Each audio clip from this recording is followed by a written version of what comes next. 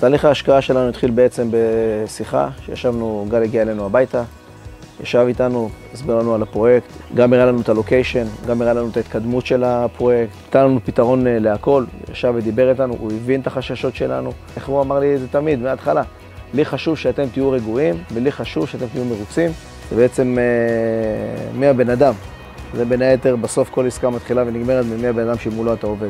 אחד הדברים החשובים, מה שמבדיל את גל בעצם מהרבה אחרים שיצא לי לדבר איתם, זה בעצם הפתיחות. זאת אומרת, ישבנו ודיברנו על הכל, גם בפן האישי מעבר לעסקה, אבל בקטע של העסקה זה פתיחות. אנחנו מאוד בטוחים עם העסקה הזו, מאוד שלמים עם העסקה הזו, מאוד רגועים איתה, שזה בעצם הדבר הכי חשוב. שאתה יודע שאתה עושה עסקה עם אנשים שבאמת יש עם מי לדבר, יש להם גם גב, עזוב את הגב הכלכלי, יש להם גב מוסרי. זאת אומרת, בן אדם שאתה באמת יכול לסמוך עליו.